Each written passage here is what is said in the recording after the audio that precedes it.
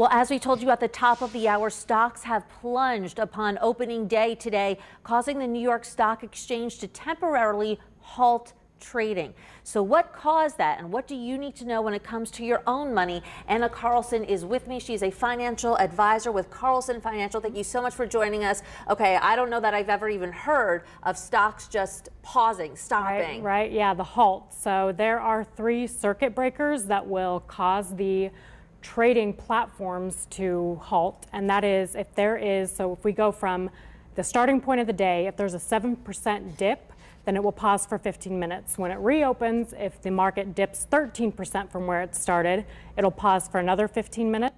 If after it opens again, we go down to losing more than 20% of the start of the day's value, it will close for the remainder of the day. And it's really it's a way for people to have time to assess what's going on, to digest the information that's coming out, and to avoid people just jumping on that kind of bandwagon of everybody's selling, I need to as well. This doesn't happen often. No, it really doesn't. There's only been a couple of times since the circuit breakers, the thresholds, that started in '87, and I believe this is one of the maybe second time it's ever happened, third. All right, so the coronavirus really causing all of this havoc on Wall Street. Yep, so definitely the coronavirus is, especially with just the announcement of Trump banning some travel to Europe. And also there's oil prices were just plummeting after there was a deal that fell through between Saudi Arabia and Russia over the last weekend. So there's oil prices, but the coronavirus is really what is the driving force behind the sell-off.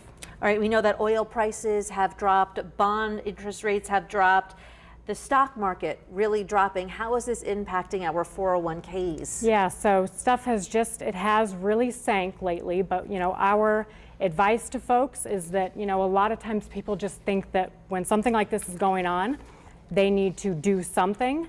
We recommend that something is just to stay the course, stick to your guns, stick to your long-term goals, and don't jump on that bandwagon of panic selling, but instead look at the long term. If you try to time the market, it's typically not going to work, which that would be timing into or out of the market. A lot of people try to buy the pullbacks, and right now if you've got some extra cash, it could be a great buying opportunity, but we just want to, no one knows what the full extent or duration of the virus is going to be, but we just advise people to, again, remember those long-term goals and kind of wait it out.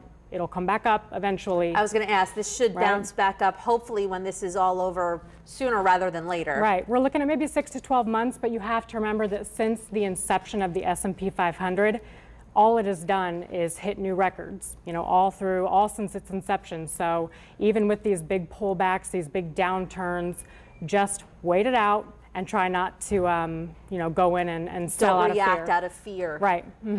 All right, great advice. Thank you so much for joining us. Thank you. That's your money, and we'll be right back.